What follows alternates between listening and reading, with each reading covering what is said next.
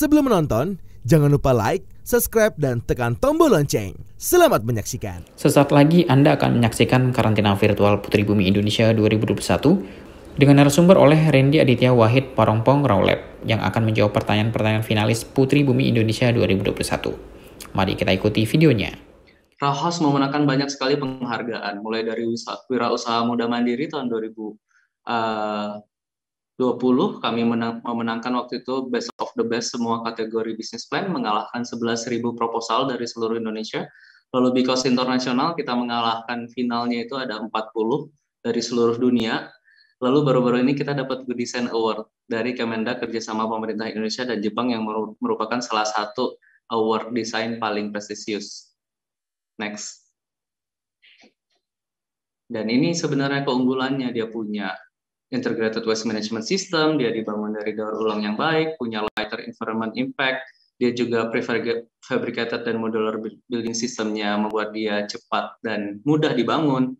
Dia bahkan earthquake resistant dan fire retardant. Ada rainwater harvestingnya membuat dia punya self-contained filter water dan dia generate its own power energy. Menggunakan natural daylight dan bahkan punya good thermal insulation. Next. Saya percepat sedikit, ini adalah styrofoam yang dipakai untuk building material. Berikutnya. Jadi teman-teman bisa bayangkan membangun rumah dari material yang tadinya sampah, yang ternyata bisa avoid 2,3 ton CO2 emisi. 4 kali lebih baik daripada bata biasa. Berikutnya. Rawhouse Prototype tuh akhirnya kita coba untuk melakukan banyak hal juga, mulai dari permaculture, terus bagaimana jika kita bisa menghemat air yang dari wastafel, hal kecil seperti itu, dan bagaimana jika kita bisa mengolah plastik PET botol lalu menjadi tiling yang kita pasang juga di kamar mandinya. Next. Dan sebenarnya cukup nyaman. Ada teman saya namanya Ben, dia orang Amerika yang mengelola precious plastik Indonesia. Dia mungkin tingginya hampir 2 meter ya, dan dia baik-baik aja di rumah mikro yang sebetulnya kecil ini. Itu anak saya dan istri saya. Next. Nah, sekarang saya mau bicara tentang circular co-health. Kita nggak cukup tahu tentang waste to material, kita nggak cukup tahu tentang zero waste to landfill, kita juga harus tahu tentang circular gotong royong. Kita bahas, next. Ada yang namanya Paradise. Paradise ini kalau teman-teman nanti coba cari di Instagram kami masing-masing, itu terdiri dari Parongpong, Rawhouse, FOWare, Diver Clean Action, dan Carbon Ethics. Semuanya punya spesialisasi sendiri-sendiri. Kelautan yang bersih Sentosa itu dihadirkan oleh Diver Clean Action lewat clean up-nya. Mereka bukan hanya clean up dari bibir pantai, tapi mereka juga dari dasar laut. Lalu pengelolaan limbah yang adil dan beradab dilakukan oleh Parongpong. Pengurangan emisi gas rumah kacanya oleh Carbon Ethics, mereka meng-offset dan juga melakukan kalkulasi karbon. Lalu rumah-rumah itu sebaiknya dibangun oleh hikmat keberlangsungan dalam penggunaan material oleh Rawhouse, dan FOWare itu memberikan alternatif untuk semua single use plastik, bisa dari cassava, dari rumput laut, dan lain-lain. Next. Seperti ini cara kerjanya, edukasinya campaign dilakukan oleh FONCO, Diver Clean Action melakukan clean up, lalu di recycle oleh Parongpong, dibangun oleh Rawhouse menjadi bangunan, dan lalu di offset karbonnya dan dihitung oleh Carbon Ethics. Berikutnya. Kami sudah launching di Bone Bolango sama Pak Bupati waktu itu, dan ini menjadi pilot project pertama kami yang nanti videonya akan kami kasih lihat di akhir. Berikutnya. Cara kerjanya kurang lebih seperti itu. Kita membuat sistem pengelolaan yang kita buat rumah singgah sampah atau rumah sisa, di situ ada workshop, dan semua produk yang dihasilkan itu untuk mendukung ekonomi masyarakat. Ada satu video dari Paradise yang ingin saya kasih lihat di penghujung presentasi.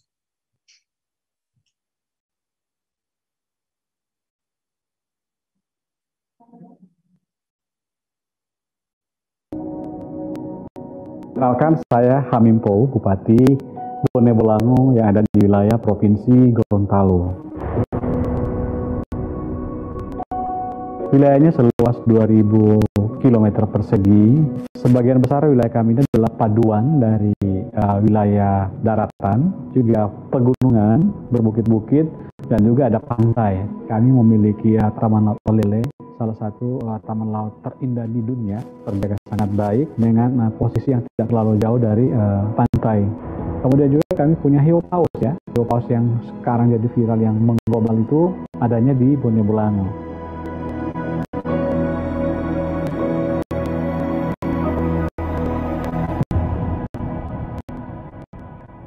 Nah, kita ingin kekuatan-kekuatan kita di sini, desa-desa kita di sini, desa-desa wisata kita di sini tidak hanya pendekatan ekonomi, tapi juga memperhitungkan tentang aspek sampah-sampah karena tingginya mobilisasi warga atau wisatawan datang ke desa-desa. Salah satu ancamannya adalah banyaknya sampah.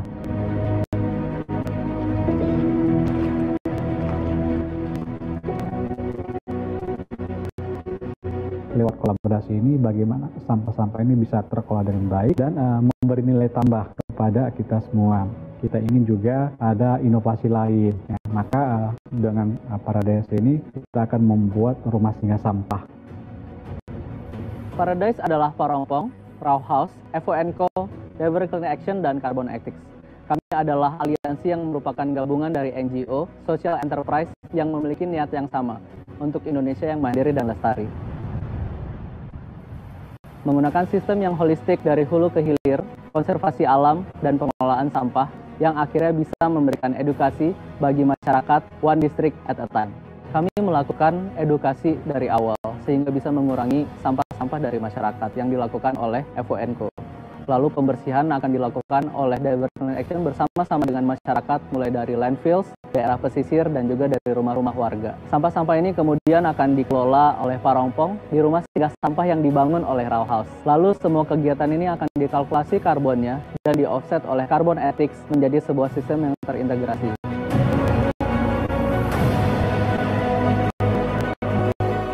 Kita ingin menjadi brandingnya, menjadi budaya. Bone Bolango itu adalah bagaimana dalam banyak hal, kegiatan apapun, ekonomi, pariwisata, maka ke depan salah satu visi kita adalah Bonebol lestari dalam segala bidang. Bonebol, Bonebol, Bonebol lestari.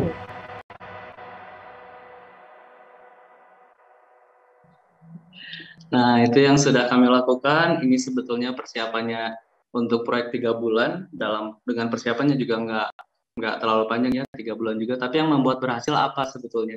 Yang membuat berhasil itu teman-teman yang seperti hari ini, teman-teman dari Putri Bumi atau Miss Art ini, kalau memang kita bisa ajak daerah kita masing-masing, desa kita masing-masing untuk maju, saya rasa Indonesia mungkin bisa seperti ini next. Ada 400 kabupaten di seluruh Indonesia dan kami di Paradise mengerjakannya one district at a time. Saya sendiri bermimpi sekali Bandung Barat, tempat kami berada sekarang, juga bisa jadi bagian dari lingkar temu Kabupaten Lestari ini. Next. Tapi saya juga hari ini ingin mengajak teman-teman yang hadir, ayo kontak kita di Paradise, terus kita gotong royong, kita selesaikan masalah di desa masing-masing, sehingga 2050 nanti itu kami sebagai pengelola sampah udah nggak perlu ada. Karena cita-cita saya di Parongpong Raw Lab yang sebagai waste managementnya adalah bangkrut. Kalau semuanya sudah bisa mengolah sampah sendiri, ya nggak perlu lagi ada kami. Next. Sehingga nanti anak-anak kita punya cucu, mereka datang ke museum melihat kotak plastik ini di dalam sebuah kotak kaca. Terus nanya sama temennya, ini apa ya? Oh, ini namanya tempat sampah. Kalau orang zaman dulu, kalau ada sampah dimasukkan ke dalam sini, lalu dikemanakan? Dibuang ke gunung, lalu berakhir di laut. Buat mereka itu hal yang sangat aneh, karena di masa mereka sudah tidak ada lagi yang namanya sampah. Yang ada adalah material yang semuanya sudah terrevitalisasi. Saya Randy Aditya Wahid dari Parongpong Raw Lab. Terima kasih. Wow, keren sekali teman-teman finalis. Mas Randy sampai tepuk-tepuk tangan. Keren sekali, apalagi list slide yang terakhir, foto yang terakhir. Semoga itu bisa segera tercapai. Cita-cita tersebut, kita nanti melihat tong sampah atau plastik itu di museum, teman-teman. Keren banget. Benar-benar Monica selalu terpukau. You always amaze me. Keren sekali, dan saat ini masih ada waktu yang tersisa, Mas Randy. Kita akan buka sesi tanya jawab bersama teman-teman finalis. Dari Mas Randy selesai pemaparan, langsung banyak banget nih teman-teman yang raise hand, angkat tangan langsung saja. Mungkin Monica, persilakan untuk finalis nomor urut 1, Jessica, silakan. Baik, terima kasih Kak Monica. Selamat sore Kak Randy, saya Grace, finalis nomor 1.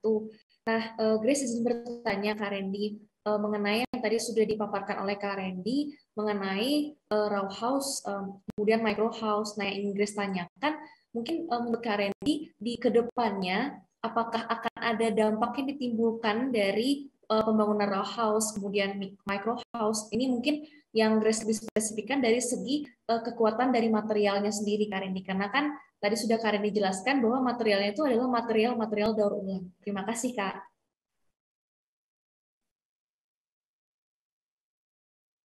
Mas Randy, mohon maaf masih di mute.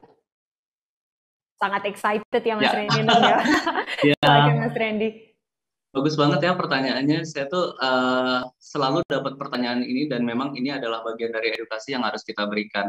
Jadi sebetulnya material-material yang populer atau konvensional yang selama ini dipakai itu ada 3. Konkrit, steel, sama plastik. 3-tiganya itu punya impact ke karbon yang berbeda-beda. Setiap kita membuat 1 ton konkrit itu kita juga menghasilkan 1 ton karbon dioksida. Lalu kalau kita bikin steel, setiap 1 ton steel kita menghasilkan 1,8 ton karbon dioksida. Bagaimana dengan plastik? Karbonnya tersimpan di dalam komponennya, karena karbon itu sangat ingin selalu menempel dengan hidrogen dan oksigen, itu yang membuat mereka jadi sulit terurai. Nah, produk-produk kami yang dari residual itu sebetulnya justru mengambil kekuatan dari material-material residu yang sulit terurai ini, Kak Grace. Jadi dia akhirnya bisa tahan lama. Saat ini sudah teruji, kalau yang dari styrofoam itu kita sudah ada hasil ujinya yang cukup lengkap, karena dia menggunakan microcolumn. Jadi di bangunan kami itu nggak ada kolom sama beton konvensional, dia pakai microcolumn. Kak Monica pasti paham karena dari sipil. Tapi pada prinsipnya kita akan berusaha bukan hanya baik untuk lingkungan yang tadi, tapi juga harus baik buat manusianya. Jadi kami bisa jamin sama produk yang kami hasilkan saat ini, kalau dia sifatnya struktural, dia sudah ada hasil uji. Kalau dia belum ada hasil uji, biasanya kami jadikan pengisi, Kak. Jadi nanti dia jadi strukturnya tetap baja, seperti Sulawesi itu strukturnya baja, tapi pengisinya ada yang dari recycle denim, ada yang dari recycle plastik, dan juga nanti akan ada dari recycle rokok. Semoga menjawab ya Kak Grace. Terima kasih Kak. Baik, terima kasih Grace dan Mas Randy. Selanjutnya ada pertanyaan dari Safira. Silakan Safira. Baik, terima kasih Kak Monica untuk kesempatannya. Halo, selamat sore Kak Randy. Jadi saya mau bertanya, apakah dari pengolahan sampah itu sendiri bisa dijadikan sebagai bisnis yang mungkin memungkinkan untuk kedepannya? Karena kan orang sekarang juga sering tergiur untuk adanya bisnis. Kalau misalnya memang bisa dijadikan bisnis, mungkin orang akan lebih tertarik untuk melakukan pengolahan sampah seperti itu. Terima kasih. Terima kasih banyak. Pertanyaan yang bagus juga. Karena biasanya jargon yang sedang dimunculkan di mana-mana ini adalah sampah jadi berkah. Atau bahkan sampah adalah berkah. Tapi kita harus tanya diri kita sendiri. Iya gitu, sampah adalah berkah. Menurut saya, sampah adalah berkah, jika. Jika apa? 3 hal. Jika dia terpisah dari sampah yang lain. Jika dia jumlahnya banyak dan kering. Yang ketiga adalah jika dia supply and demand-nya bisa diatur. Karena kalau tidak, sebetulnya bisa dibilang tidak ada nilai ekonominya karena sulit sekali initial cost untuk membuat dia menjadi sesuatu yang bernilai. Di Kontur, kami bisa jual stools itu 1,2 juta, Kak, dan dalam 1 minggu bisa keluar 2 lusin dalam kondisi pandemi. Kita akhirnya bisa membuat produk yang nilainya tinggi karena yang kita jual apa? Art-nya. Seninya yang kita jual, desainnya, how to use-nya, tapi kami mencegah diri kami sendiri untuk memonetisasi masalah. Karena kalau kita monetize the problem, we will never solve the problem. Kalau kita menyelesaikan masalah dengan cara yang sama ketika kita membuat masalah, masalahnya juga nggak bisa selesai. Jadi karena saya juga belajar di bisnis, dulu selalu diajarkan kalau ada orang lain punya problem itu adalah peluang. Menurut saya itu udah saatnya diganti. Karena kalau semua masalah orang lain menjadi peluang kita, masalah jadi banyak banget di dunia, Kak. Karena semua orang mencari peluang. Bagaimana caranya sekarang? Menurut saya ada dua faktor. Yang pertama adalah saving cost. Ketika kita tidak ketika kita bawa tumbler dan kita tidak membeli air minum dalam kemasan ya Kak, saya bisa hemat sampai dengan 600.000 per bulan karena saya sehari minum 2 liter. Bukan hanya bagus buat dompet saya, tapi bagus juga buat kulit ya. Ini karena lagi Putri Bumi ya, saya berusaha relate. Yang kedua sebetulnya adalah saving cost dalam jumlah yang besar Kak. Ketika kita waste management sudah kita atur sedemikian rupa, makin lama TPA makin jauh. Semakin jauh semakin mahal kan seharusnya. Tapi kalau kita dari awal sudah bisa mengurangi, itu akhirnya jadi saving cost. Jadi buat saya pribadi sebetulnya sebaiknya urusan persampahan nggak jadi profesi. Saya juga nggak mau jadi tukang sampah. Saya sama nggak sukanya sampah dengan teman-teman semua. Kalau nelayan mencari ikan, petani bercocok tanam, tukang sampah itu adalah kita semua. Karena sampah adalah tanggung jawab kita. Ketika semua jadi tukang sampah, nggak bisa dimonetize, Kak. Dia tidak jadi komoditas. Dia menjadi sesuatu yang harus kita selesaikan. Mudah-mudahan menjawab ya. Terima kasih banyak Kak Randy untuk jawabannya. Baik, dan selanjutnya ada pertanyaan dari Angela Tumbol. Silakan Angela. Terima kasih atas kesempatan yang diberikan. Jadi saya ingin bertanya, tadi sempat disebutkan row house itu sebagai versi sustainable house. Nah, yang menjadi pertanyaan saya ini, apakah sustainable house ini dijual akan di-sell untuk berbagai kalangan dan memang sustainable house itu memang sangat baik. Namun berkaitan dengan harga, apakah itu bisa affordable untuk semua kalangan? Terima kasih. Makasih banyak Kak, bagus banget pertanyaannya juga. Jadi setiap bisnis itu ada dua yang harus kita cek. Yang pertama adalah does it work, yang kedua does it sell. Sebagus apapun produknya kalau kita nggak tahu cara jualnya percuma. Kita jago banget jualannya, tapi produknya nggak bagus, percuma juga. Yang menentukan terjual atau enggak, salah satunya adalah pricing strategy. Nah, di Raw House kami bekerja sama dengan yang namanya business ethic. Jadi kita melakukan praktek financial ethical, di mana kita tidak percaya dengan riba, kita tidak percaya dengan ekonomi kapitalisme. Kita percaya bahwa ketika keuntungan dibagi rata ke semua orang, kita bisa dapat harga terbaik. Jadi ketika dulu nih ada, kalau nggak salah prinsip ekonomi ya, menghasilkan keuntungan sebesar-besarnya dengan modal sekecil-kecilnya. Itulah yang membuat kita ada di kondisi kita sekarang, Kak. Ekonomi, sosial, politik yang tidak adil sebenarnya terjadi karena kita ikut menyumbangkan ke masalah itu. Setiap kali kita beli diskonan, padahal kita nggak perlu, kita jajan online, padahal ada packagingnya. Ternyata setelah kita jalanin ini semua, kita sadar tidak ada makanan, pakaian, dan rumah yang murah. Semuanya ada harganya, tinggal siapa, kapan, di mana bayarnya. Mungkin bukan kita yang bayar, tapi anak-anak di mungkin Pakistan yang dibayar dengan gaji sangat minim untuk bikin baju kita. Mungkin nggak dibayar di sini, tapi dibayarnya di Cina sana gitu. Mungkin juga nggak dibayar oleh kita, tapi dibayar sama anak-anak kita. Jadi akhirnya Raw House percaya bahwa kita tidak boleh jual rumah kita mahal, tapi kita juga harus tahu hidden cost-nya semua terlindungi. Hidden cost-nya apa, Kak? Selama ini mungkin kita bayar tukang nggak benar, kita bayar dengan benar. Selama ini nggak ada waste management-nya, kita bikin waste management. Selama ini septic tank sembarangan aja, Kak, dibuang begitu saja nih. Mau rumah-rumah gedongan juga punya artis yang suka digerebek itu, kadang-kadang nggak punya sistem septic tank yang bagus. Jadi kita buat dulu semua yang needs-nya secara baik, lalu kita bikin sistemnya. Dan dengan senang hati saya sampaikan, Kak, di 2022, Kak Angela bisa beli Raw House dengan harga seperti ngekos. Jadi kalau dulu kita ngekos di rumah yang kamar yang kecil ya, 3x4 gitu. Sekarang bisa punya rumahnya kurang lebih ukurannya seperti itu sampai dengan 3x6, bayar 2-3 juta per bulan.